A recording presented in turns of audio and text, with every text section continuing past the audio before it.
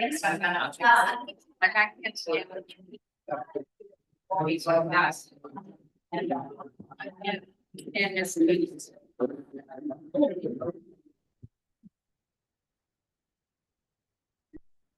Evening and welcome. I hate to break up the chatter, there's constant chatter here in council chamber. I'd like to call this meeting to order. Please remain standing if you're able. For the land acknowledgement, a moment of silent reflection and the singing of Old Candle. We acknowledge that Stratford is positioned on the traditional territory of the Haudenosaunee, Anishinaabe, and Neutral Island Wanderers peoples. As we gather, we are reminded that the city of Stratford is situated on treaty land that is steeped in rich Indigenous history and home to many First Nations, Métis, and Inuit peoples today. We acknowledge that Stratford is situated on land that was shared between the Haudenosaunee, the Anishinaabe, and the Neutral Island Wanderers peoples. We are grateful to have the opportunity to live, work, and play on this land.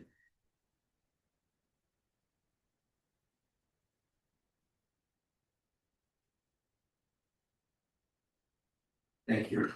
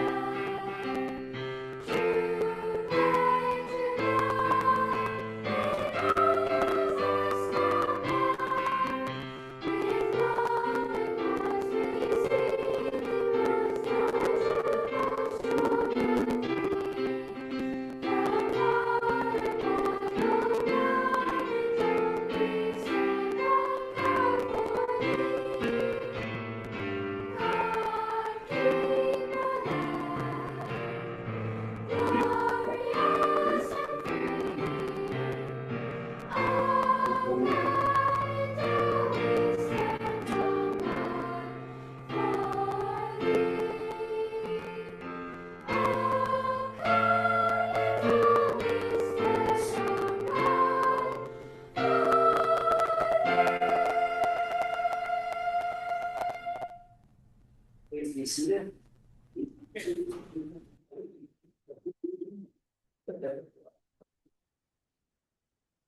Please allow me to share the respect and staff. The corporation of the city of Stratford is committed to providing quality service to all members of the public, council, and our employees.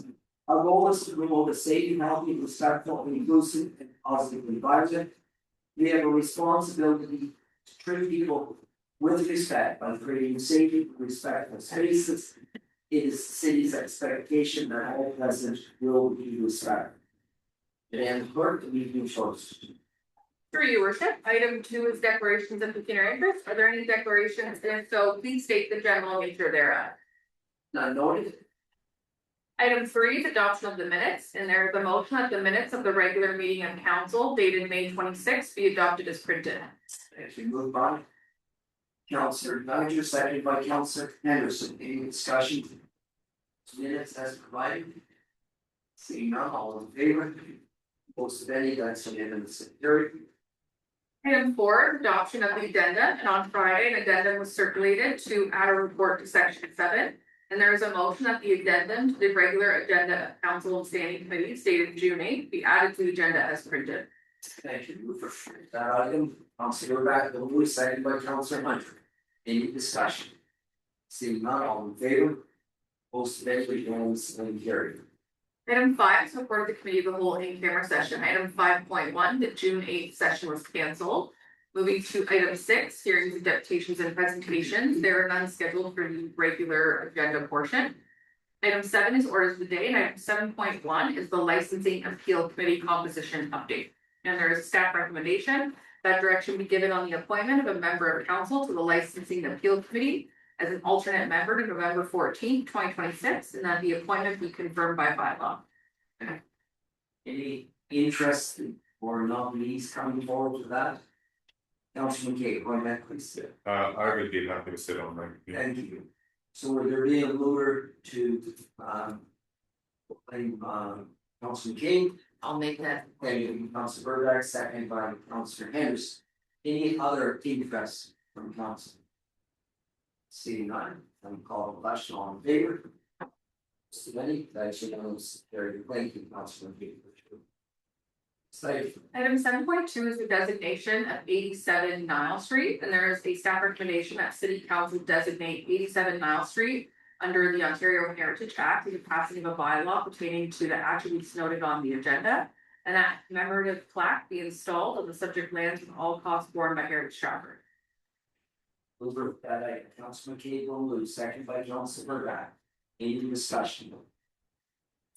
I want to thank intermediate plan for all his work on this item. Thank you very much. I'll call the question, all in favor?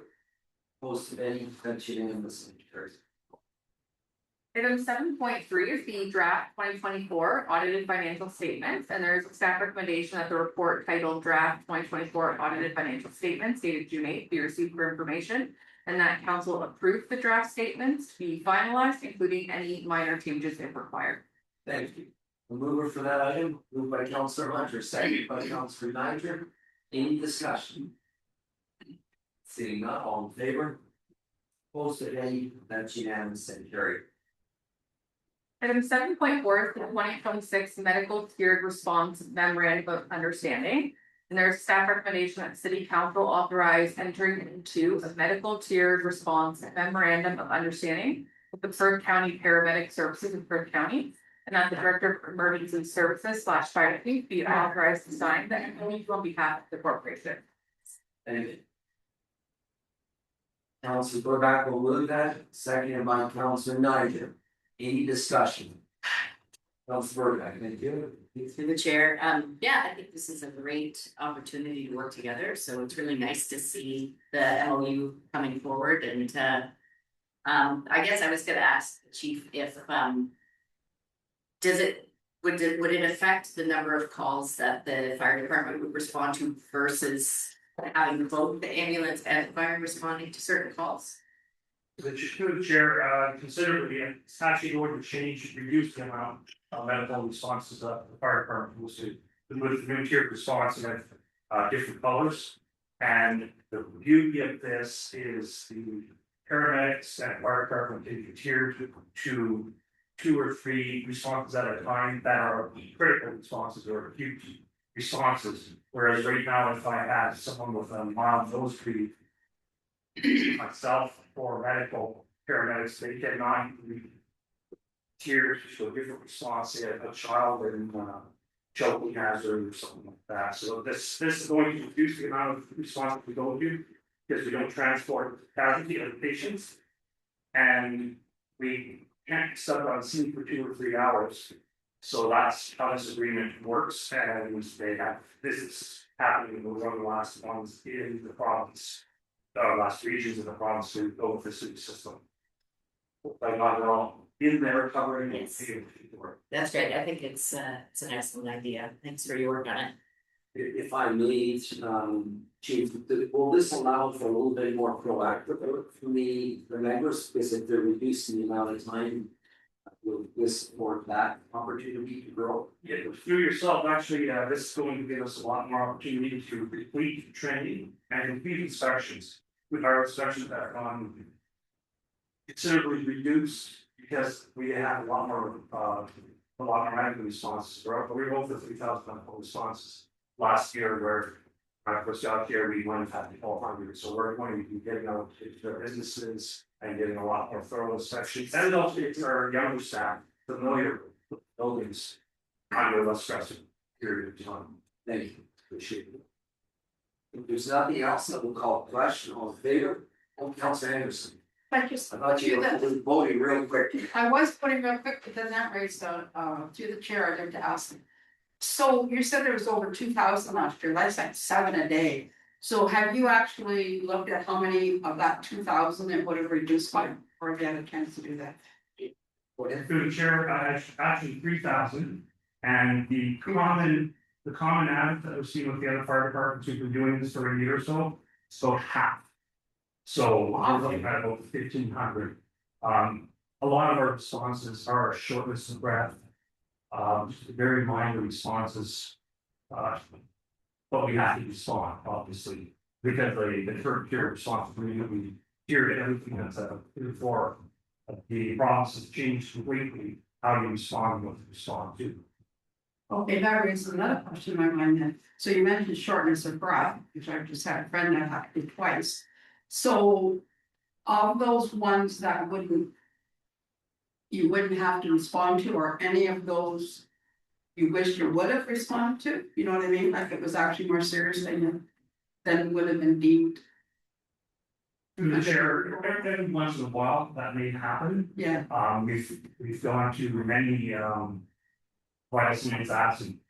Where we've actually, that was not the case, but we were able to revive the person, when the vital signs absent, if not something we weren't tier two. Shortness of breath is very, very uncommon, or something similar like that, that it leads to higher issues. Whether we go or not, the ambulance is going to be going unless they're available. it's true, like garments. Okay, thanks. There's nothing further. Call the question, all in favor? Opposed to any, that's unanimous and carried. Next item. Item 7.5 is consulting services for the stormwater master plan. And there is a staff recommendation that the proposal RFP 2026 04 for consulting services for the stormwater master plan be awarded to Greenland International Consulting Limited at the price noted. And the mayor and clerk or their respective delegates be authorized to sign the contract agreement. Councilor Burbach will move, second by Councilor McKay. Discussion. Seeing none, all in favor? Opposed to any, that's unanimous and carried. Item 7.6 is an award of contract for the CERT running track reconstruction. And there is a staff recommendation that the tender RFT 2026 04 for the CERT running track reconstruction project be awarded to Grant Co. Inc. in the amount noted. That council approved the total project costs, including consultant fees.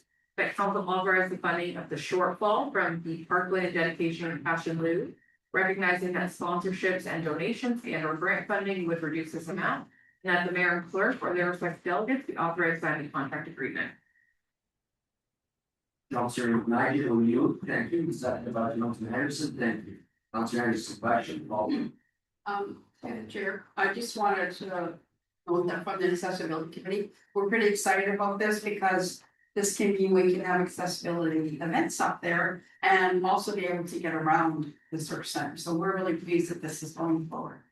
Thanks.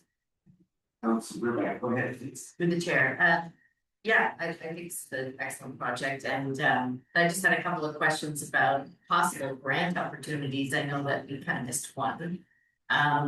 So are there any other like accessible grants or other possible funding sources that seem might be on the horizon for us? Director Wolf. So, through the chair, currently, there's nothing that we've been able to see, but, the project will be a bit for his one, we have projected time down potentially mid-September on a best case scenario to finish, so. In the interim, if there's something comes up, we will be the first one to get ink on paper, we can type that in.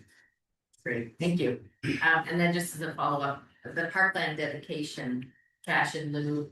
So I'm just curious if we had already planned, because we are putting a big parking in. I don't know exactly if that's gonna happen, but I was wondering about how much that might affect that project moving forward. Director, through the chair, I'll start this one and I might be correct, but, so with the park, beside Countryside Park, we will be looking at the development charges that we should be able to utilize those funding. The amount that this one is, the park man actually do, we haven't necessarily used a lot, it's not an account we go to all the time to say, hey, let's do it, it's you know, for such items like this, we need a little bit of assistance to get us through that home. So there is not, what I'm projecting to see, and I think in the development charges, we will be finding out with that part. Great, thank you. Director Kruger, do you want to add? Go ahead. Sure, thanks, Mr. Chair. The park by dedication reserve still has a fair chunk of money in there, like we're got about after this project, probably $1 million still remaining in there, so I think there's opportunities to use DCs as well as potentially this. We don't have a forecast plan or anything like that for these specifically, but if the intent is pretty prescribed through the legislation, so we just, as things come up that fit that criteria, then we can. Council, go ahead. Thank you, so Chair, as you know, as your case. And the county finally. The great, people going to. Was installed. I get this is about 25 million. So the cheaper price. So through the chair, for what we're looking for, this some specifications of what was asked on, that's what the board was. We are reaching out to our local minor sports council, other chapel field events, local sponsorship donations.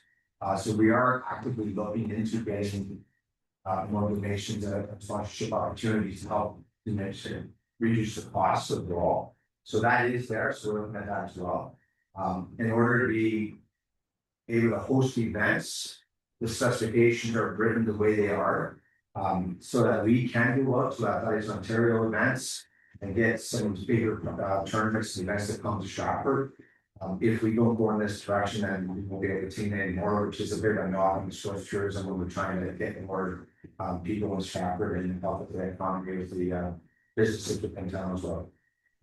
If I could just jump in there for a moment, and as former president of OSSA, we are always looking for local, we don't have many places in the province where we can host OSSA championships in track and field that are accessible as well. And so this would put us in a spot for sport tourism, a high school sport in particular, that would be outstanding for Stratford, because there are locations that have them, but they don't have the facilities to have the visitors that come with the athletes to stay. So it's a perfect fit. Through the chair, just add on, and maybe back to Councilor Anderson was talking about, we have Special Olympics as well. So in order to have a simple track, we can now have even more events to be qualified and bring more activity as well. So that's a big thing as well.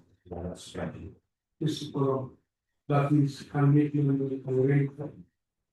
we make money. Yeah, So through the chair, once we get this going, it will be something we put into the fees charges for. There's a bylaw and that will be an item to absolutely generate revenue. This is for do you know how much person actual insurance, so you know the season, want to pay units. And you how much you approximately the insurance. The interest, No, insurance. Insurance. or insurance. Yes. So with anything that we do, there's a requirement, so any event, they have to have insurance. Any participant or anybody put on an event has to supply us with $5 million of insurance. We do have some carrier that we can supply the insurance and they can purchase through the city for like a day or two events. But there is a requirement to have insurance, for anybody can event. Any other comments or questions? Councilor Sack. Thank you. Yeah, I am apprehensive about the cost as well. I just wondered, just following the questions about the park land dedication fund, I'm just wondering if you could sort of clarify my understanding of the impact that would have on, I don't know, is this fund used for park replacements and things like that? I just don't remember ever using anything this significant from that fund. And I'm just wondering how, say, in the next 5 years, that could impact other things in the city or it wouldn't. I just wanted sort of a clearer picture of that. So through the chair, I had conversations with Director Kruger. It's not something that's used very often, so I think that's it's an opportunity here that we can access those funds. So it's not something that every year I feel that we're gonna be coming in saying we need to access the parking and education funds, so it is not a sort of anomaly, it doesn't have to be that often. So I am confident on that, and looking at our 10-year projection and where we're looking at with the countryside park, I feel we're in good shape for all of that moving forward, so I'm not apprehensive on the financial portion of that. Director Kruger, go ahead. Through the chair, just to add on that, one of the reasons why when Director Wolf is talking about it not being used very often is because the legislation requires it to be used for new. like new, like not replacements of playgrounds or whatever, it's for anything that's kind of, because the source of the funding is from developers, right, that aren't contributing land directly. So it comes down to being, to like with the intent to service growth from like, any new developments and things like that. So it's almost it's kind of like development charges, but not exactly. So it's really just comes down to being for the purposes of enhancing our existing infrastructure. So most recently, or like the last recent time that it was utilized was to put a new structure in the Optimist Park where there wasn't one before. And then this qualifies, and then like the Countryside Park would also qualify along those lines. So it's really just prescribed that it's like this, the uses aren't, they're not specific as to whether it has to be a specific, playground or a track or anything like that, but it's specific that it's a new, so. Through the chair, obviously one of the issues that we struggle with as municipalities post-COVID is that it's hard to budget things because costs have changed so significantly.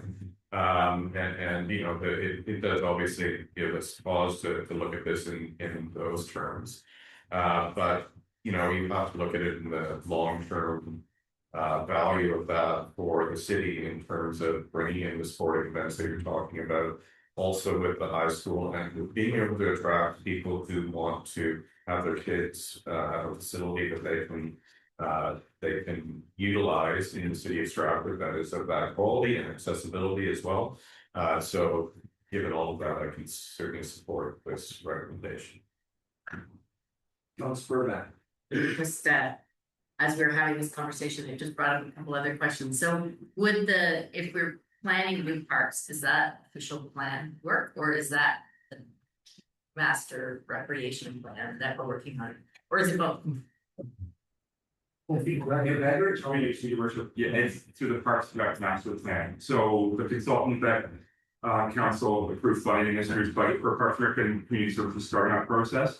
They'll walk through. It's not all going to be where our new parks are going to be. It's going to have a larger umbrella, but some of the recommendations will get put into our official plan and zoning bylaw about what and not only where, but what type active parks, etc. It will also, it probably will speed up. It may have a capital forecast in our future years, so we can know what to use park land dedication for, and what the product to make sure that we're collecting the appropriate amounts of park land dedication. Thank you. It's as a follow-up, comes to mind that we need to sort of, it's a fund that hasn't been used much, so maybe we should be planning to use it and make sure, especially in areas with new development, that we are giving access to parks close enough for new families that are coming to town. Other comments, Councillor Sad? Thank you. Just to comment that I think as we move more into the sports tourism realm and the promotion and things like that, just a concern looking forward that I have is that we have facilities that are more expensive to build, and then if our fees go up, that there's sort of, I just want to make sure we don't leave behind local groups and users who are already using those facilities, or they're priced out, or they're pushed out by bigger organizations and tournaments and things. So I just a comment, I think moving forward that is on my mind. So. I'll say yes, and to address that from the opposite point of view, if you host an event like that, then the host community gets an automatic entry, so you're not pushed out. You are the host community, you have an opportunity, and in many cases, those host communities would never get a chance to get to an offset. Through the chair to add to that, I was talking to the Saber Tax Committee, and they're informing me that they do at least 3 events a year, mostly in Woodstock and Medway. And they said they would love to have a hometown would be the only event. So I think that's another great thing to support our local associations as well. Any other comments? Councillor Bean, go ahead. Thank you, the mayor. I mean, all of my kids have had trouble to find a track like this when they've needed in anything district, so I think it's a great opportunity. And I'm just happy that it won't affect the levy. I think that this is a great fund to use. So I think I'm happy with it. Thank you. Councilor Rodolfo, go ahead. So Chair, how do you file the regulation, liberation, civil, and starting of the negotiate? Through the chair. Once. Talking to our consultant, and the lot of times say when these projects start, that's when you'll see the sponsorship and interest will really get generated. So right now, we have some few that have come forward, but it hasn't been anything 100% on this point. But there are opportunities there, so I feel once this project starts, we will be able to get more into the sponsorship side of it.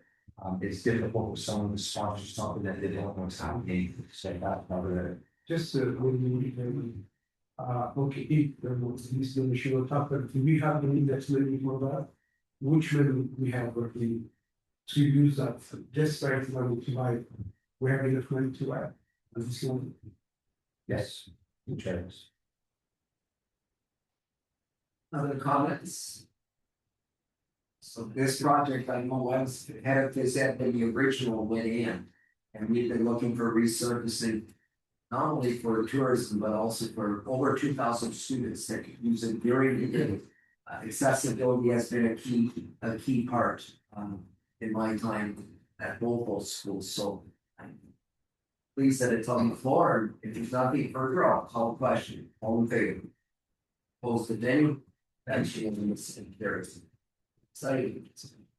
Here, we're turning to your addendum. Item 7 is the new Ontario Canada Development Charge Reduction Funding Program, and as noted on the addendum, the Chief Administrative Officer will speak to the report.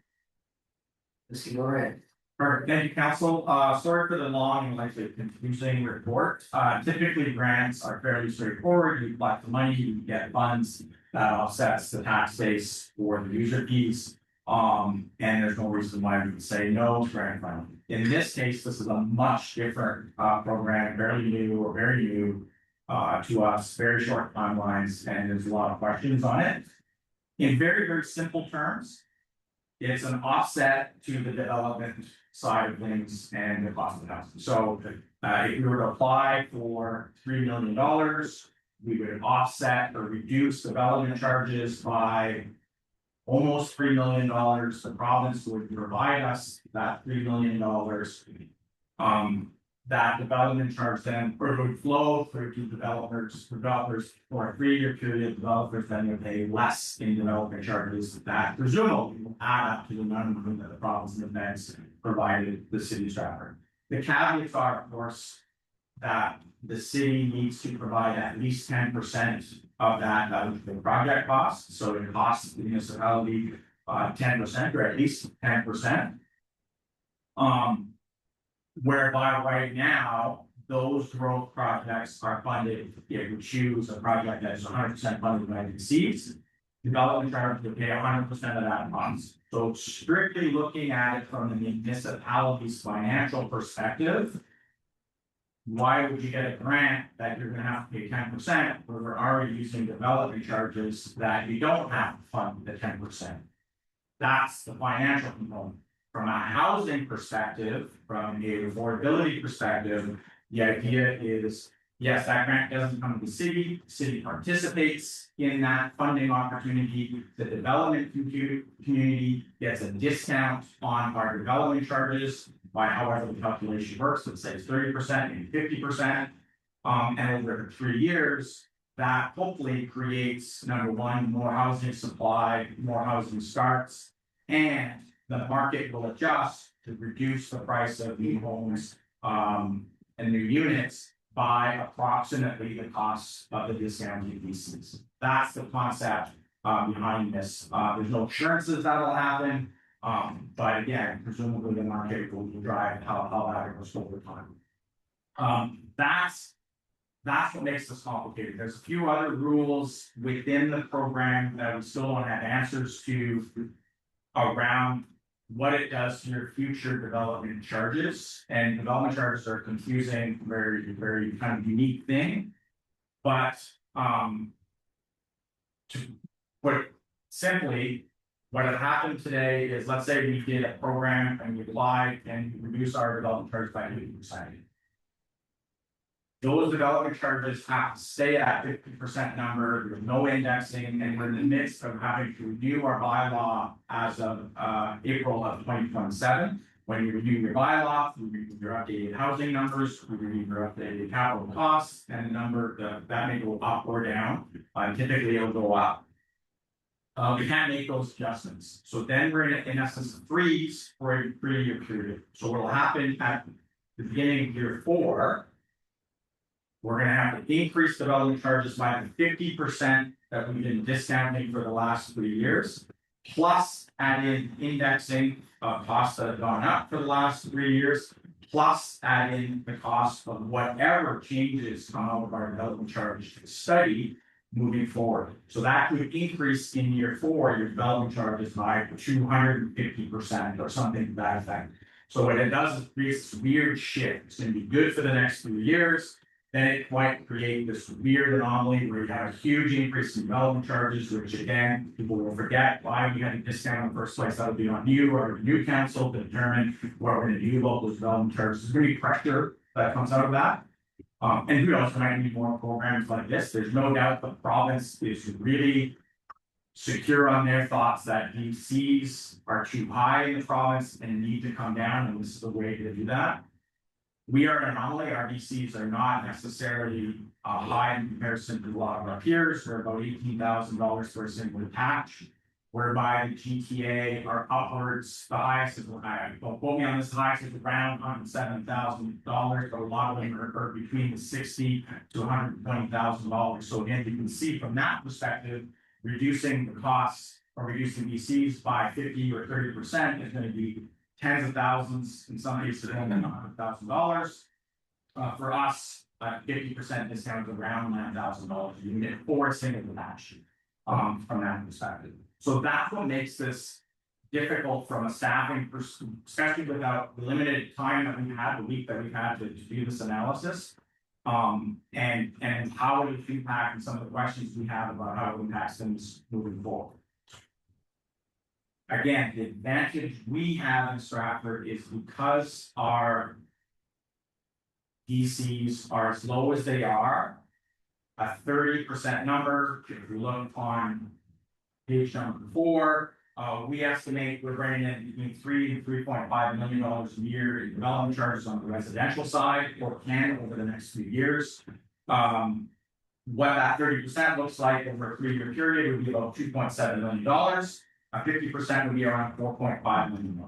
So in the grand scheme of things, we're not talking about a lot of money in when you look at DCs and the money we bring in, the capital projects we need to do over the future of our capital plan. It's not a lot of money, and it allows us to pick projects, 1 or 2 projects that'll be that amount of dollars. What happens in a bigger center with a larger DC amount, that 30% ends up being, let's say, $50 to $100 million.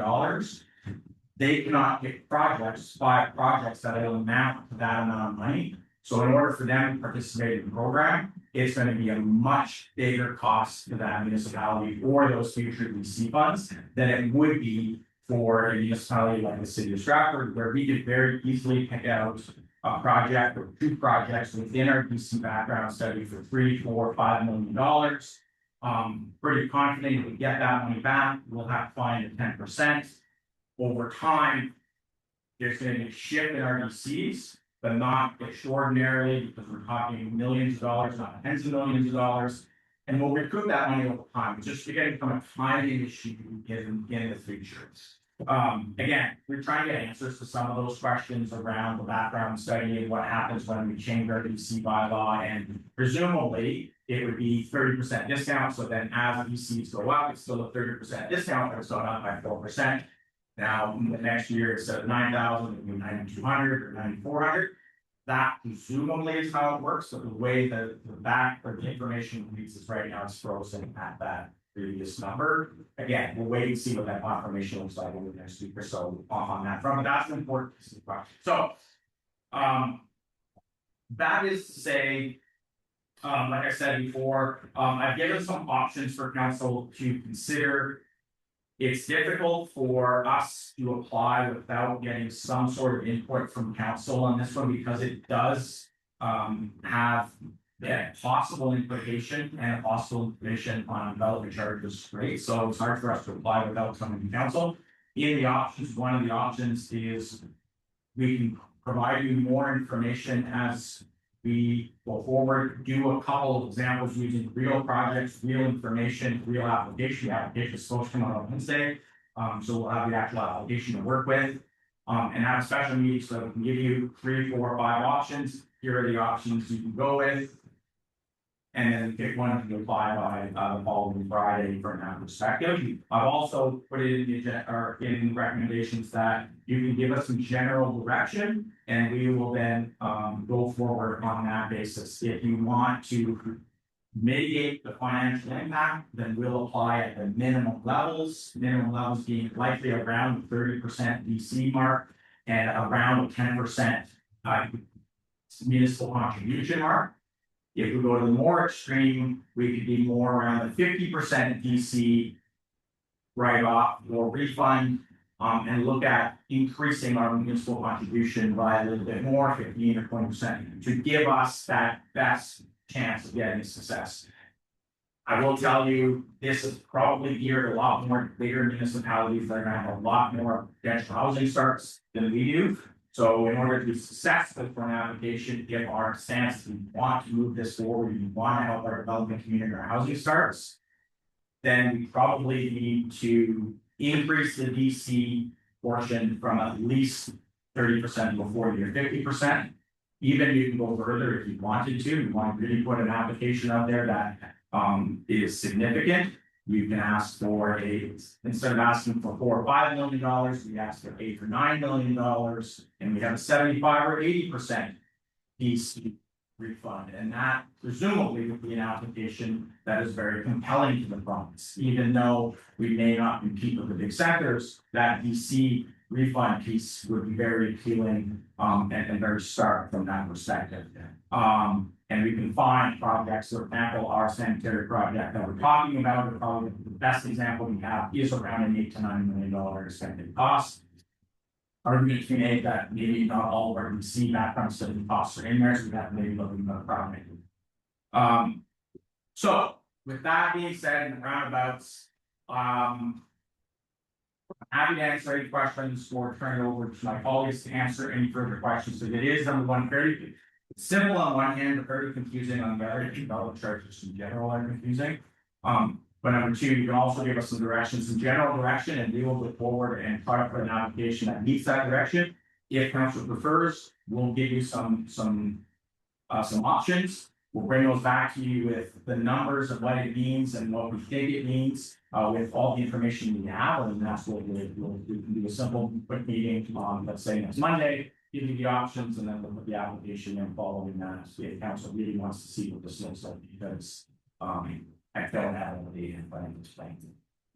So direction or questions, Councillor Knight? Just from that, I'm leaning towards the option 4 that we've read about just now. Just to get, I think there's a lot of moving parts, a lot of information that's required to make the decision, and then make sure that we have all the numbers and all the information before we submit the final application. You want to make that? I'll make a motion. Thank you. A second of that. Councillor Hunter will second. Discussion. Councillor Henderson, I saw you again. Go ahead. The mayor, I guess the question would be is, we don't seem to have problems in our city with development. We have a lot of people. I know my sister was here to develop, right? She said we wish we could even have a quarter of all the developing you have going on. Couldn't believe it. So if we opted not to be part of this, do we actually have that choice? Through the mayor, yes, this program is 100% volunteer or voluntary, so you can choose not to apply. So they're probably, I'm gonna say probably the bigger centers aren't gonna wanna, are they? What we're hearing out there is very mixed. Like I said, most municipalities that are gonna do the math to meet the minimum, to meet the grant obligations, the 10% municipal contribution, and more importantly, the 30% DC refund, that 30% DC refund is such a large number that they can't make it up in projects or get to get grant back. So what would happen is they would get, let's say, $10 million in grants from the province, but the minimum threshold would be 30%, might cost them $20 million in DC reductions. And that's a net shift from development charges to either the tax base or the user fees, depending on you doing a water wastewater project. And that really defeats the purpose of affordability in that sense. So that's where the math becomes really important. And I think where a lot of municipalities are struggling to make that math work. Our case, the math is a lot simpler because our DCs are a lot more. Is this sort of designed, sort of follow up here, is this sort of designed for some of the municipalities that are struggling to get housing in their area more? Do you think? Through the mayor, it's designed to. Over the last couple of years, housing across Ontario or housing starts across Ontario have none. That's not necessarily the case in Stratford, but has declined in the GTA, for example. It's declined. Therefore, with the feds and the province working on the HST rebate on housing, and then a program like this, the idea is this will spur up those housing starts that are just sitting there waiting on the economy to change, interest rates to go down, or again, models to change a little bit. And this presumably will provide some really good financial incentives for those projects to restart, move forward, and new projects to start. That's the concept, is to really gain where the province has made some targets on housing starts that they're not meeting. This presumably this large investment will help them achieve that. Councillor Kay by Swan and Henderson, Briscoe and Gee. Through the chair, what it appears to me to be is a way of shifting blame on the housing front to municipalities for not giving out their resources and basically forcing them into a difficult political position, if I'm reading it correctly, because there's very little opportunity to become whole in this situation. You know, and that ends in 3 years when both governments will be looking for another mandate, and then we still have to deal with it as far as it goes. You know, there's something appealing about the idea of the loans Trump being developed, because it does possibly have an opportunity, but the math is very confusing here, and the timelines are very short, and it's hard for us to make a decision that's respectful of our rate here, is when we don't really have an idea of what this really looks like. It's a very kind of push situation to me. If I could just respond to that, and CAO can jump in as well. This was something that was brought forward by the federal government, saying to the province, this is what we're going to do. I don't think the province are really settled with it neither, but if it's a federal mandate, it's like, okay, we want to be part of the solution. So to that end, talking to our MPP, they're still sorting some things out as well. I get your point, and I appreciate it. Yeah, and the other very interesting piece about this program is it's collectively about $8.8 billion across the province over the next 10 years, but it's a one-time application. This is it. The money will get all billed out after the applications of June 19th. With few exceptions, there's going to be some money left to put in a pot for those municipalities, small local municipalities that don't have development charges, etc. That is going to be a lot of money for that. But everything else for the next 10 years of this 10-year program, basically you apply now or you don't apply. That's the interesting piece of the program. Typically, these programs have different application periods. This is not the case, or at least the information we have. Councillor Hunter, Bristol, and B.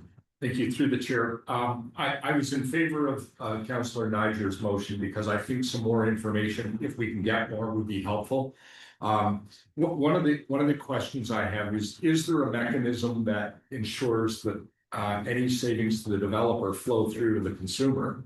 Or is that even the rationale? Is the rationale just to get housing starts and if all that money goes to the developer's pocket at the end of the day, that incentivizes the build? Through the mayor, so everything we've read so far, that is not the case. So there's no mechanisms, nor can you put restrictions on, it has to be affordable housing, there has to be something. It has to be a DC reduction across all of, residential charges.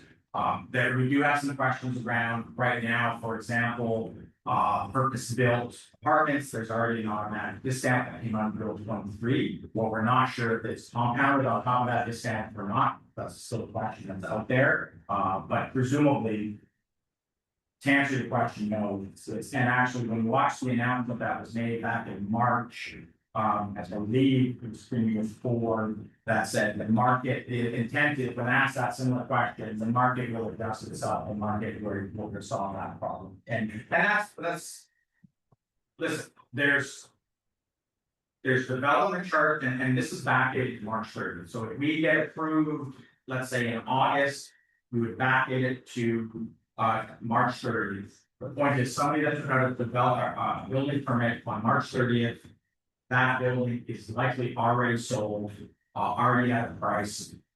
Whether or not that discount goes to that homeowner or not, don't know. But whether that entices that developer to now reinvest into the next phase or the next project, that's the point. Nice thing is that at least it's a 3-year program that starts the market to trend. But we can't necessarily, well, certainly I think we'll have conversations with our local building association to try to get some stats. We certainly asked that question in the meeting we were at with them recently when we knew this program was coming at some point.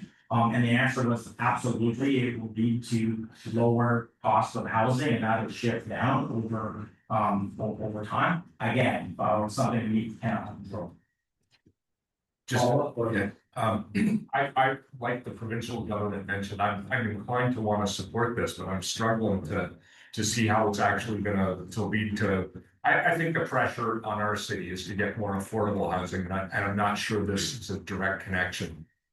Indirect maybe, but it's a bit of a struggle. I'll say that building houses, whatever type of houses, adds more stock, and the economic piece should filter down, but there's not much parameters here. I agree with you, Councilor. Councilor Bristol? I wrote down my thoughts, but they had too many.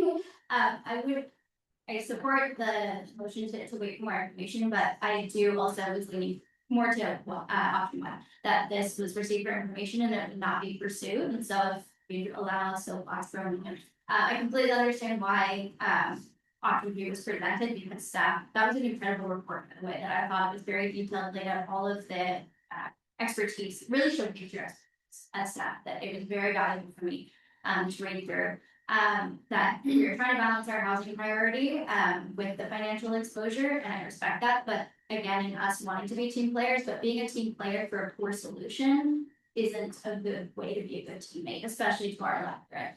So when I look at the evidence, the province's argument is that development charges are too high and therefore disincentivizing developers, stalling the supply and keeping prices elevated. In the GTA, where single detached charges do run $125,000 in Brampton, $180,000 in Toronto, that argument does have more weight. And those do generally affect whether a project becomes viable in those cities. As again, that great report detailed for us that our charges are approximately $18,258. And a 50% reduction, which we would have to most likely have to be competitive in this current grant structure, would save approximately $9,000 on a home selling for approximately $655,000, which is only 1.4% of our purchase price. And our staff very clearly outlined that the reduced DCs are not expected to have a material impact on housing prices in Stratford, and that is supported across the province. So in 2004, Vaughan cut its charges 47%. And then in early 2026, in advance of being competitive for this grant project, dropped it to 0. And their CMHC data shows that every single year since those cuts began, they have had declining starts to the point that they only had 3,000 in the size of Vaughan last year. Ottawa similarly ran a controlled experiment where they had a specific location provided with lower DCs. And prices did not fall compared to the rest of the city, and Amos research has also found that at a border between two GTA municipalities with different DC rates, the lower charge municipality actually had higher housing prices. And the CMHC analysis that was published this week about DC charges showed that 50% cut in a mid-sized market increases viable housing projects by approximately 1.3%. In lower charge markets like ours, the effect approaches near zero. The reason is straightforward. Prices are determined by what the market will bear, not by the developer's cost for. So when development charges are reduced, the evidence consistently shows that the savings were captured in the margin and not passed on to buyers. And this has been repeated in studies by RBC, Convena Institute, and AMO that consistently show this. So it's not a theoretical concern at this point, because this has been their theory that's been tested since they came in to the kind of housing power. And this is kind of the results that we're seeing. And my concern is that it's inflating affordability. So when our residents come before us asking for more affordable housing, as they do every public opportunity and every meeting through every very passionate delegation, they're largely talking about people facing imminent loss of housing, people who are currently unhoused, people who need rent to their income housing or supportive housing. And this program absolutely will not reach those individuals. It assists developers building market rate ownership housing. It's a different need, it's a real one, but it's not the crisis that our community is consistently asking us to address. And so we shouldn't let the word affordability do more work than it honestly can in this scenario. Now the cost of participating. So we're projecting 3 million to 3.5 in annual DC revenue, and that's at 30% where we most likely would not be competitive in this program. So we're looking closer to that $4.5 million range. And we know that every $1 million in lost revenue does have an effect on our tax base. And so this is where I get a little fired up and a little, I struggle with this. Because how can a program that is affordable pushes people that are precariously housed by raising taxes into homelessness? We can't square that circle. So that means that landlords that pass on that tax increase to seniors on fixed income, people who are already spending more than 30% of their income on housing, AMO's direct on this as well. Reducing development charges transfers the cost of growth to existing homeowners, including low-income families and seniors. Field Region cut their DCs ahead of this program, again, to be competitive, and they now have a $1.3 billion outstanding infrastructure liability.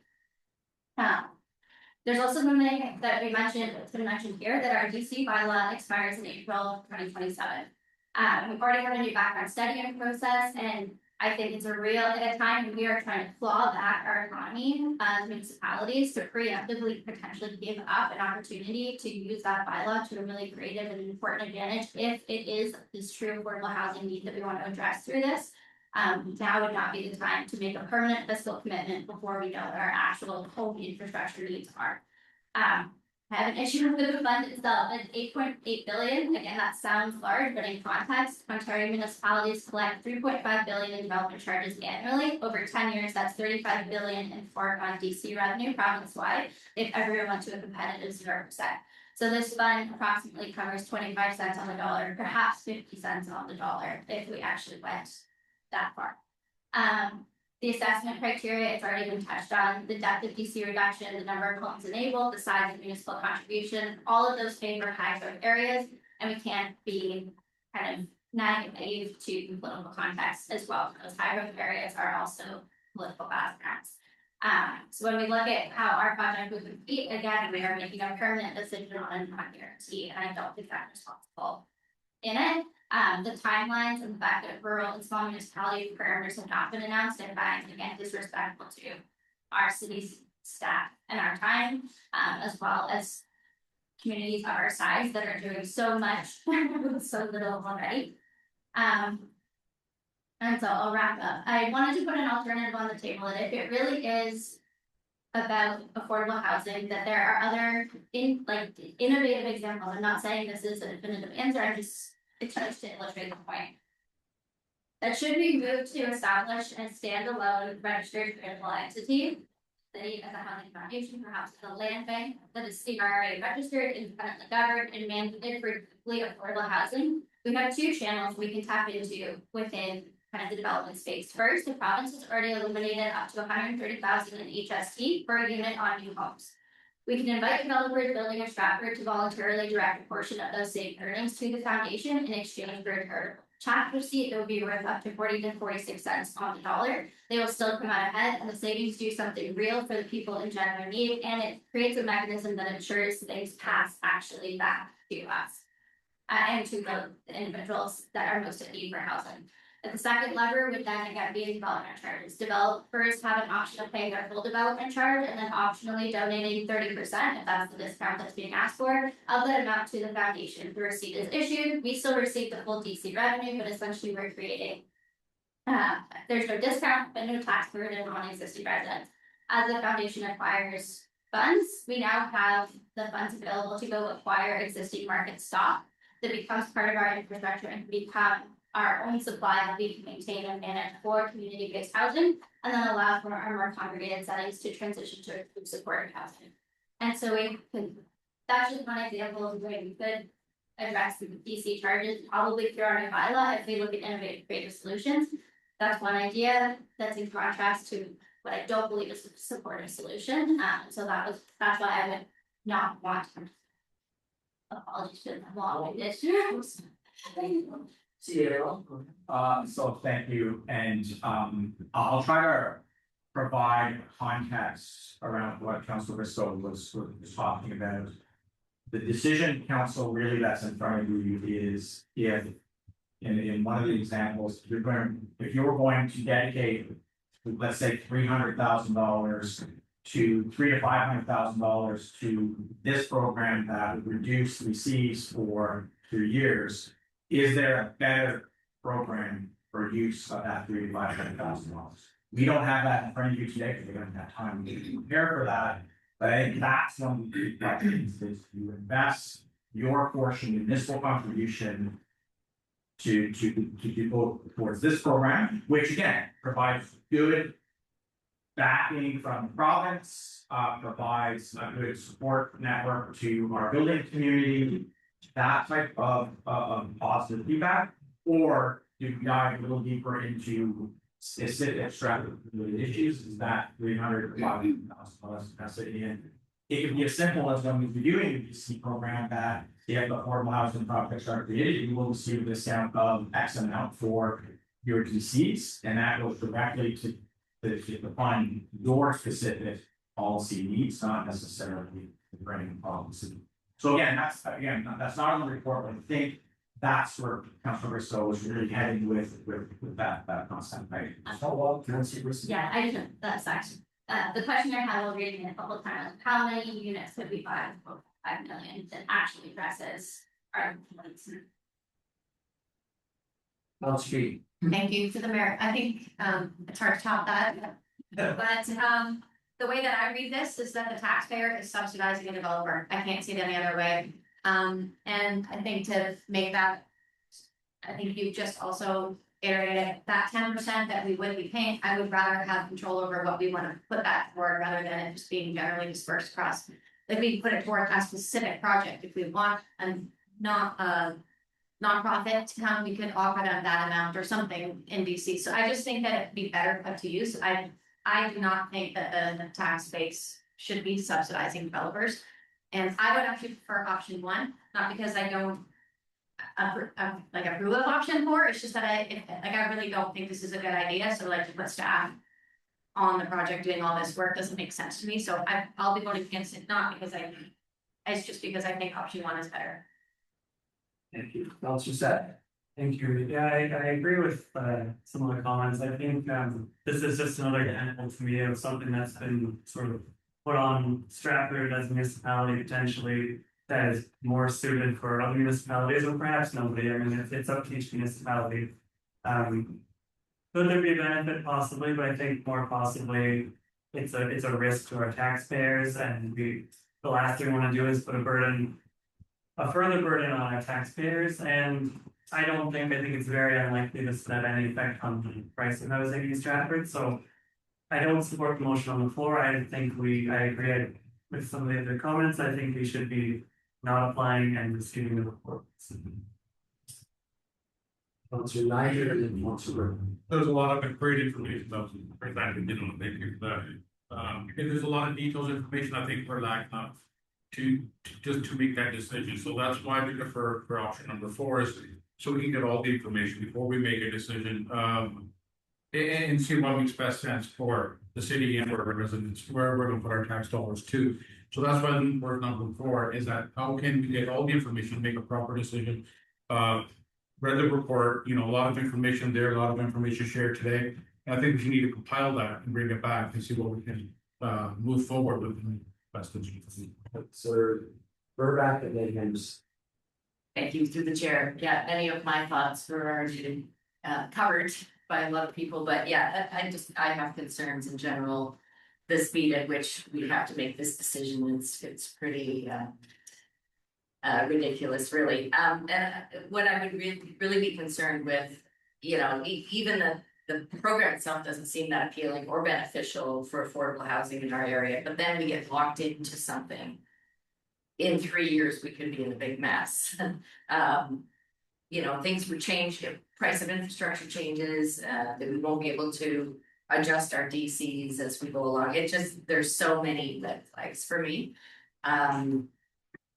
Yeah, and I guess my question for staff is, do you foresee this being a lot of work between now and next week to be able to get that information back? Because I am leaning towards not supporting it in general and going with option 1.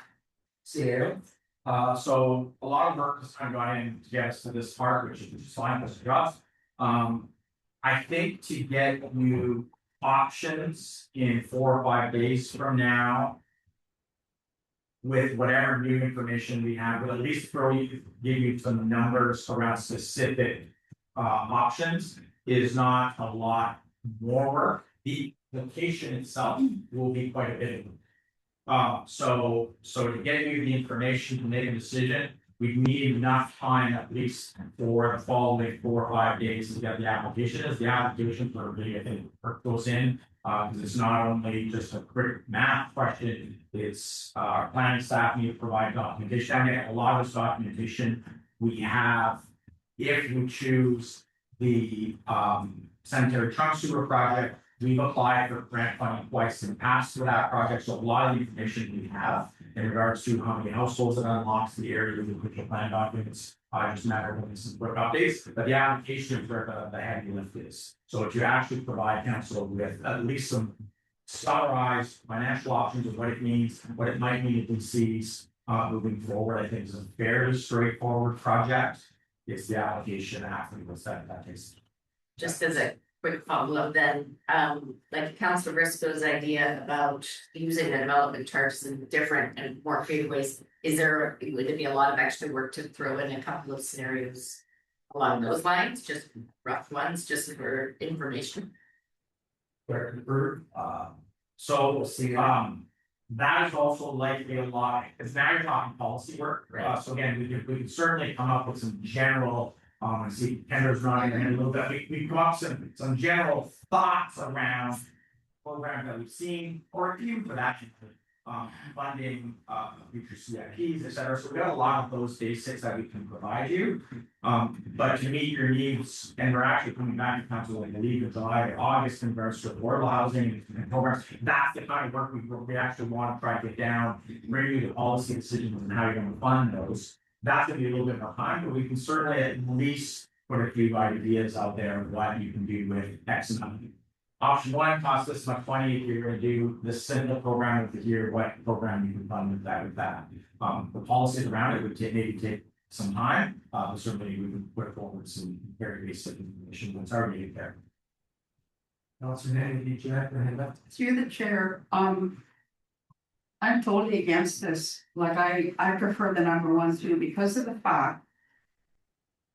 He keeps, the provincial, the Ford government talks about, affordability and getting more houses built. Well, here in Stratford, the new subdivision out there, and you go by the sign says 500,000 and up. Out in the other end of McCarthy, they're like $1 million and up, and they're going up and up. And I remember many years ago, probably 15, I was up at with the ministry in Minto, and we were talking about this. And my suggestion was, why don't we come up with something, if we're truly trying to make something affordable? And that means probably for people that are making less than 100,000 a year, not people that are making a lot of money that are gonna benefit from buying these 700,000, 100, or $1 million houses.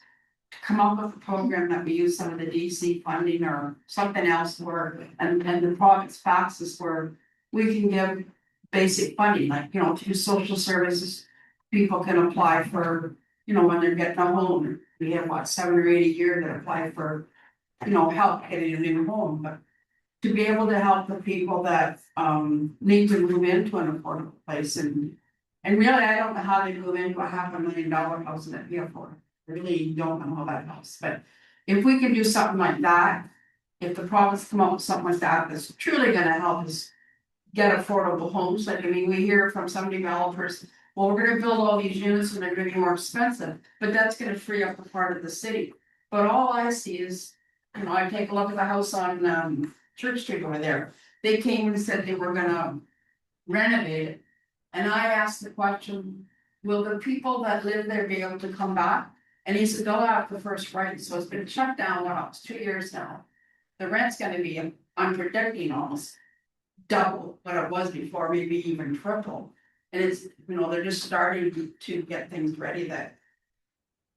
I'm not seeing many developers building affordable. I won't say that about Pool, because I think Pool does a good thing, and I probably should mention a construction firm, but anything I've seen him do.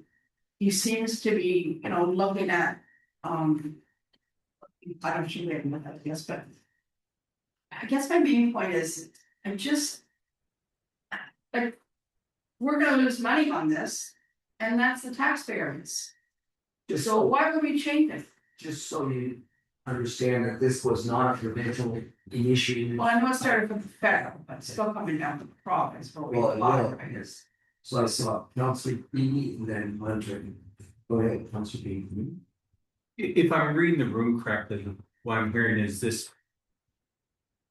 Solution isn't a one solution fits all, and it's created a lot of great conversation, and we've heard some really good comments from everyone around the table. And I guess if what I'm hearing is we need a made in Stratford solution, and I think that's probably what would be the best outcome.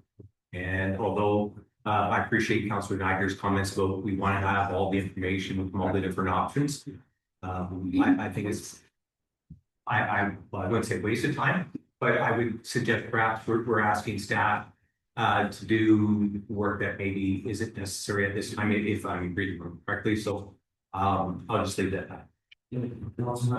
Yeah, I just wanted to say that given the totality of the discussion tonight, that I'll be changing my support on this issue. My concerns are, like, our housing starts are up over last year in Stratford, so getting housing started is not a challenge for our community. I think the challenge is the affordable housing, and if we're gonna take some money and spend it, I would rather go to that end of the spectrum through a made in Stratford plan that we can talk about later. Yeah, thank you everybody for your input, because it helped me solidify my decision. Thank you. Councilor McCabe. Through the chair. My concern is certainly that the programs being put forward by the federal and provincial governments aren't there to solve the housing problem for individuals. They're there to solve the financial problems for large corporations. And if you look at the HST, for example, discount on homes in Toronto, you have a large corporation buying $30 million worth of condos, and then holding them for rentals before they can sell them all. So it's still continuing to financialize housing in a way that we don't need at this point.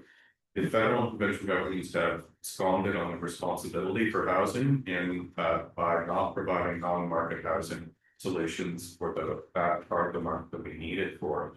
And to continue to imagine that the solutions that they're coming up with are addressing this, I think is a false premise. Thank you. So what reading the voices or hearing the voice around the horseshoe, we have a motion on the floor. Why don't we bring that to your vote, and then we'll see where that takes us on our next step. Questions on that? So the motion on the floor is number 4, which is Just so as you know, the most things, right? You gave one something, I thought it helps with messages. There is nothing loose for us, but maybe can use your power. So we have power. I know you could use house, the program, if you use your power. There's an issue. there would be any strong merit powers on this item here. This is before council.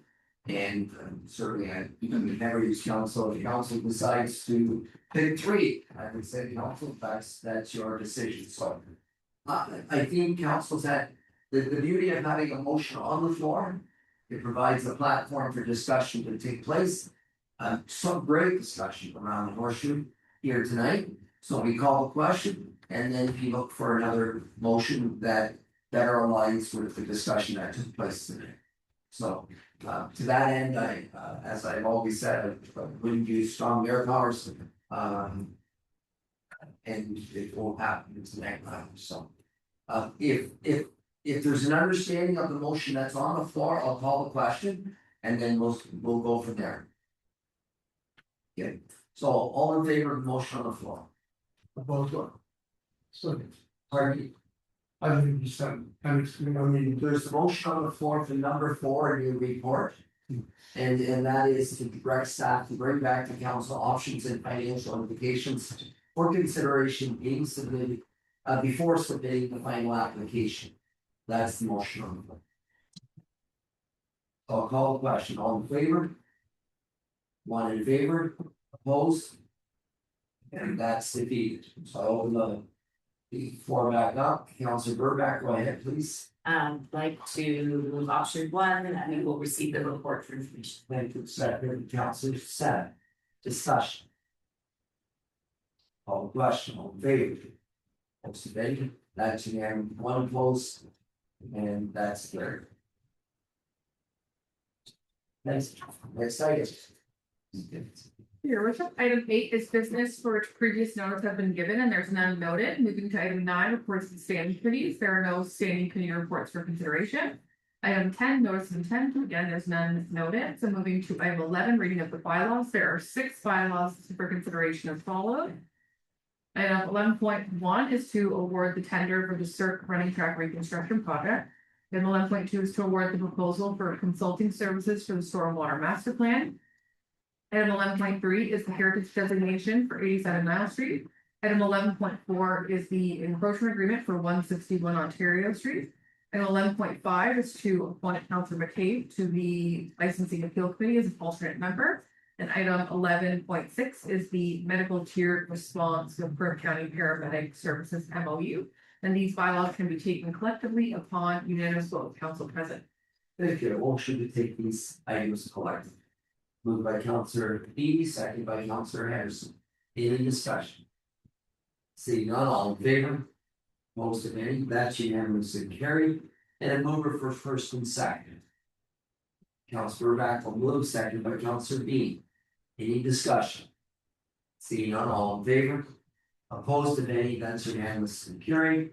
And third and final, moved by Councillor Bristol, second by Councillor Rodolfo. Any discussion? All in favor? Opposed to any, unanimous and carried. Thank you. Item 12 is the consent agenda. Are there any items listed on the consent agenda to be considered by council? Councillor Hunter, go ahead, please. Thank you. I had 2, both from Prince Edward County. The first is 2026-066. Requesting that the province take a portion of the land transfer tax dollars collected to support public health in communities. Okay, seconder, thank you, Councillor Burback will second. Any discussion on that item? Seeing none, all in favor? Opposed to any, that's unanimously carried. Councillor Hunter, you have a second item, go ahead. Yes, it's 2026-067. Again, Prince Edward County asking the province to retract the portions of the Better Regional Governance Act, which allow the province to appoint regional chairs. Thank you. Seconder for that, Councillor McKee will second that. Discussion on that consent item. Seeing none, all in favor? Opposed to any, that's unanimous and carried. Other items, Councillor Henderson, go ahead, please. CA 2026-064, the Ontario Freedom of Information and Protection of Privacy Act. Thank you. Second. Councillor Burmack, the second discussion. Seeing none, all in favor? Opposed to any, that's unanimous and carried. And anybody on 065? I'll stay on that. Seeing none. Next item. 13 is new business. Are there any new business items? I have a couple if I could, first and foremost, we were just talking about Officer Championships, in partnership with the city of Stratford and Effie Medill.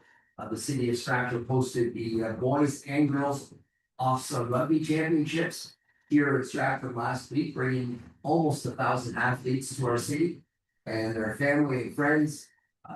Huge thank you to the Community Services Department, Director Wolf and his team.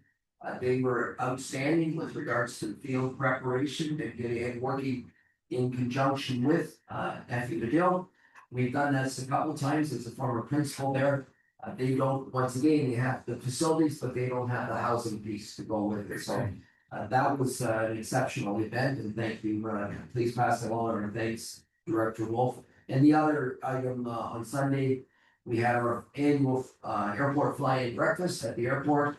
About 630 meals served, prepared by the membership at the airport. We even had four World War II Harvard airplanes in location. Our former classmate and one brought them in from Tillsonburg. So that was a great turnout, and all those funds went to the Stratford General Hospital. So a big thank you to Fire Chief and the group out at the airport. It was a great event. It was outstanding. Councilor Nine, saw your hand. Go ahead. Yes, just thank you to community services and everybody else who was involved to have the CAC running today. It's much Happy birthday back from the meeting. Thank you, Councilor. Thank you, Councilor Anderson. I'd like to thank everybody that supported the accessibility committee this week. Last week when we were out in the community, we were at Greenwood Court, we did a bingo and then on the Thursday, we were here over the lunch hour from 11 till 1. And people were dropping by, and at both events, we got some ideas of accessibility. But what I'm most proud to say is we got a lot of compliments about all the things that we do with our curb cuts and making our buildings accessible and our washrooms accessible, the different things that we've done. So there was some complaints, but there was much more people saying how good we're doing here in our city compared to other cities. So that was a really pat in the back, because we're a small municipality, but we plug away every year getting things done. And well said, I have a resident that just moved to Stratford from a municipality close by, a similar size, and it's just over the moon with regards to our accessibility work. We have work to do, as Roger Court will say. He holds our feet to the fire quite regularly, which is good. And I echo your thoughts. Thank you. Thank you, Councilor Henderson. Councilor Meek. Thank you, Mr. Mayor. I just wanted to congratulate K2K Productions. They are a children's performing arts company that has actually brought their production company from Woodstock. They're running in Stratford, and I was able to attend one of the student performances this week. They had schools like Avalon Public School and a whole bunch of other schools come in, and they had over 1,000 students come and see a production that was run solely by children. And they did the Lion King, and it was absolutely remarkable. And I can't wait to see what they do next year. So I just thought they did such a fantastic job of had over, it was students and families in that number, 1,000 that came to see it. So well done. We're in the mood of sharing good news. I've been shared that Emlyn Murphy Center has kicked off for $1.2 million to add 5 units on site. They're containers that have been converted into homes. 4 that are single units, 40 feet long, and 1 double unit of 40 by 2 shipping containers. And that got kicked off, and it's going to add to the resources we need for women and children that are fleeing terrible situations in homes. So glad that got kicked off. So Other positive things, Councilor Wardell. Just say, I just came, like, say how we go with my identity, which is the open scene. I see it, I mean, I'm just, I don't get work, but I'm just affiliating as a community, I'm affiliated as a volunteer. I'm going to be celebrating 125 years in just, I mean, we just talk about our policies, like every day is like a disease, right? Everywhere, right? But I'm just thinking about my community, not only is everywhere, right? But we have to watch out. I think so. The grant can be coming up. We have to follow with the housing and homelessness project coming up in Stockholm. We say that, but that's why we get you know, compared to other cities, we are working very hard. We did good job, you know. I'm saying I was a thank for our house department and the kids and contributing. And then still have a lot of things to do, but compared to other places, we are very simple. And we are very good hand, but it's still out for still out for. But I just, you know, I saw thousands people, the city outside. Where I didn't think where we are. It didn't take a lot. Okay, when I'm looking at my community, you know, we try in also we believe that church group. But you know, I mean, I'm just thinking where we are, what's next, but in general, but this is just like huge epidemic of what we have, but as this woman, I want to say thank you for our staff, for city staff, and committee ones of doing, just, I'm happy. I'm back here and just simply want to work with us, but I want to thank you for keeping your work and your staff, what you do, and then when you go out, when you come back, you see what's the difference. And we just see that. And then, you know what, I'm just so good. Make me cry and I didn't sleep and go there. I took home mostly and when I'm just I took over, you know, the city and then the cost is 125 days. 3,500 people working and then close to convention and that's very always just say I'm super say thank you very much for the work and for the stuff. And very for the local. Thank you. And the council also what you do is you're in initiative with the you know, we're doing every single day, right? But it's not work out one day. I know I do about housing without forgetting the same problem every week, the same problem, and then no money. But now they are looking for land just to do something small house. That's it. Very sorry. Thank you. Any other comments? Thank you for sharing with our community. All great news. Next item, Madam Clerk. Item 14 is adjournment to standing committees, and there's a motion that the council meeting adjourned to convene at the standing committees as follows: to the Finance and Labor Relations Committee, and then to reconvene in the council. Moved by Councilor Urban, second by Councilor Ryan. Favor, votes taken, that's unanimous. Very this time. We'll invite the chair's budget report, finance and labor.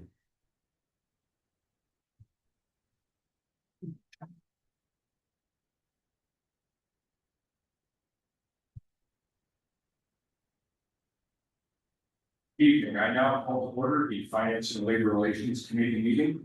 Are there any declarations of your interest? See none. Item 3 is subcommittee minutes, and they are attached from the April 21st, 2026, and the May 19th, 2026 meetings for your review. Item 4 is delegations. There is a request for delegation from the Stratford Primary Care and Home Care Symposium, and I'm looking for a motion all around you. Councilor Anderson will move, seconded by Councilor Bean. All in favor? That's unanimous and carried.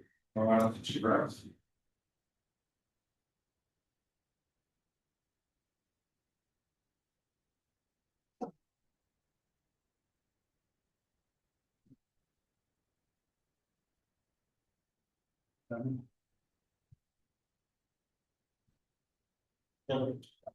am Paul Brown, living on Norman Street, Stratford. Thank you, Chair Hunter, Mayor Richmond, and the council for supporting the April 15th symposium, How Home Care Shapes a Caring Economy. The second Stratford Primary Care and Home Care Symposium coming on the heels of last year's Discover the Future of Home Care. This year's symposium featured outstanding local, regional, and national speakers, 8 local moderators, 13 community displays, 14 hardworking volunteers, 7 visionary sponsors, along with and support from the University of Waterloo's Network for Aging Research, NAR, and Stratford School of Interaction Design and Business. All validated home care's contribution to a caring economy. The Canadian Standards Group has since contacted Roger Court, our first speaker, to help update Canada's accessibility standards. Individual speakers are planning joint webinars subsequent to the symposium. Collaboration with the University of Waterloo is continuing. There is ongoing seniors learning with third age and SLA. And our symposium promo will be played now for the benefit of council and members of the public.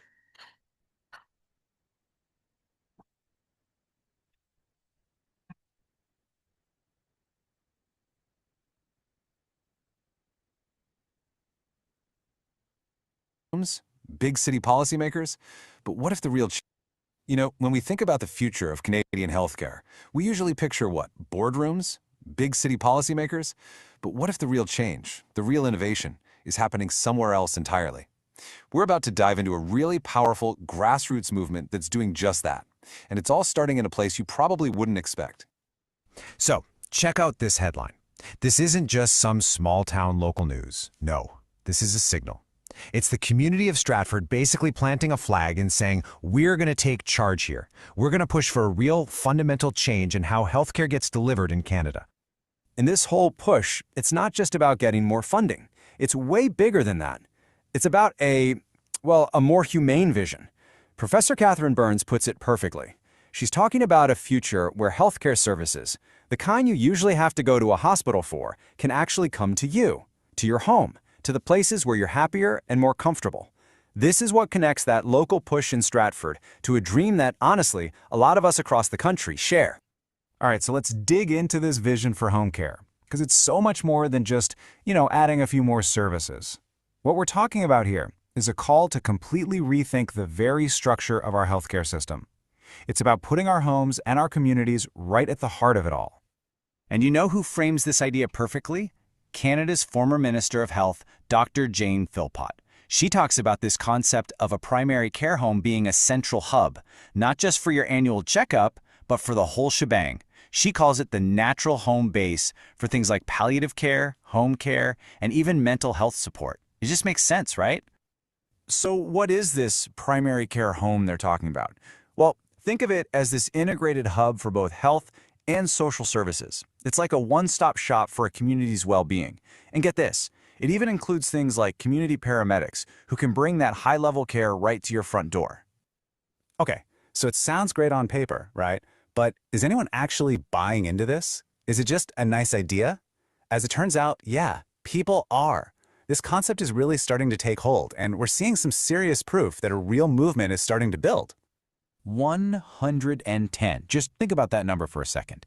That's how many people showed up to the very first symposium in Stratford for a brand new community-run event on a topic as complex as healthcare reform. Wow. That's not just interest, that's a powerful signal that this idea has some serious legs.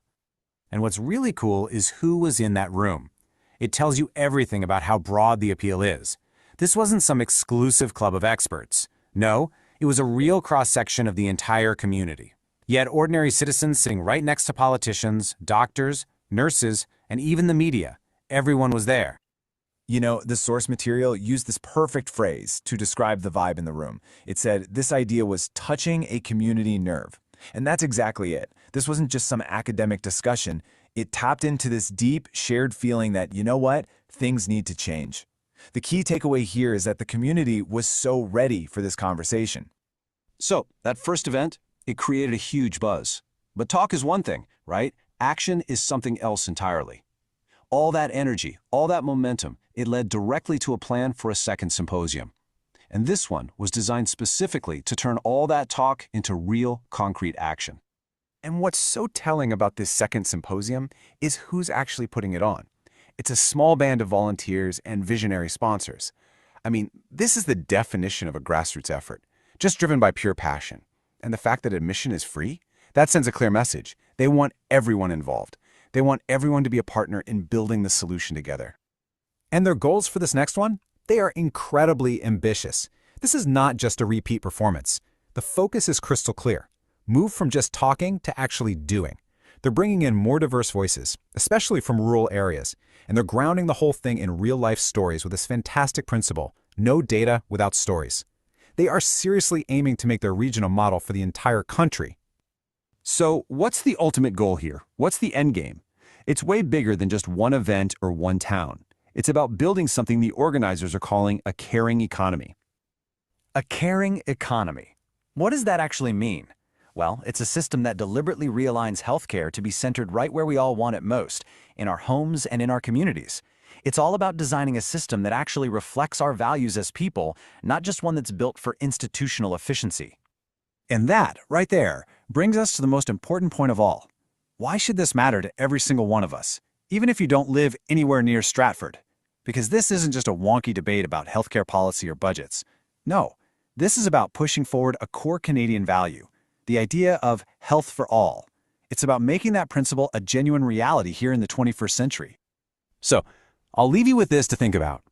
We always seem to be looking to governments and massive institutions to come up with the big solutions, right? But what if the real future of our healthcare is being built right now by passionate volunteers in communities just like Stratford?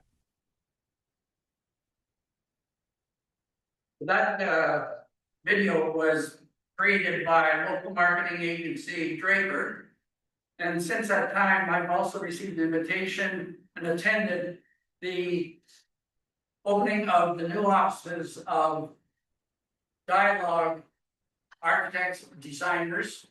In the city of Ottawa, they've opened new offices, and they wanted to mention that they are so pleased to be part of the second symposium as well as the first, and to compliment the city of Stratford on its support for our endeavor and our symposium work.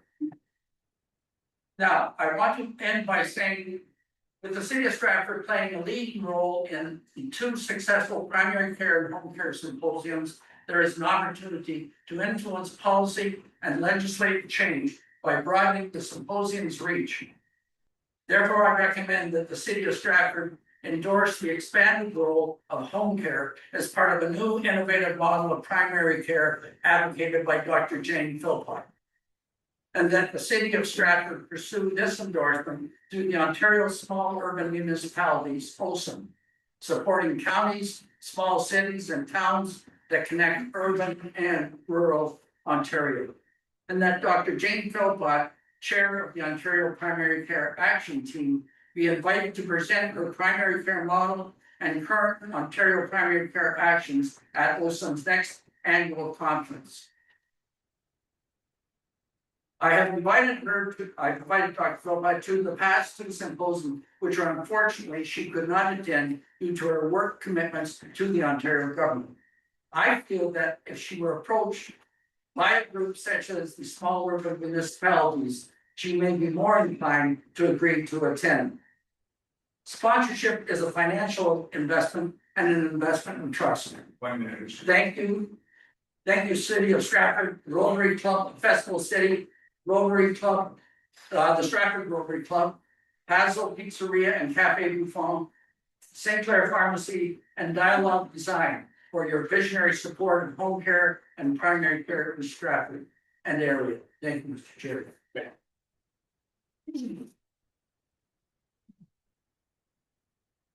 Any questions from Mr. Brown while he's here? See, thank you for the rest. Thank you. Next is item 5, the report of the Director of Corporate Services. 5.1 is the Destination Stratford update.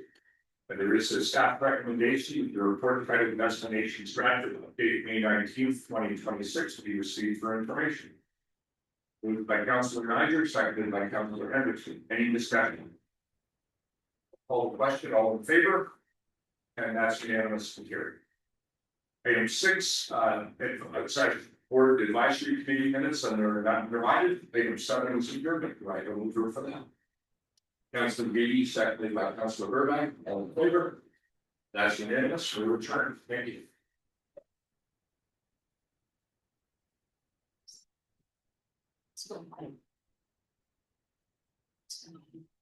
Thank you, Chair. Item 15 is council reconvene. Item 15.1, were there any declarations of pecuniary interest made at standing committees? 2 can we state as the reconvene portion? Not noted.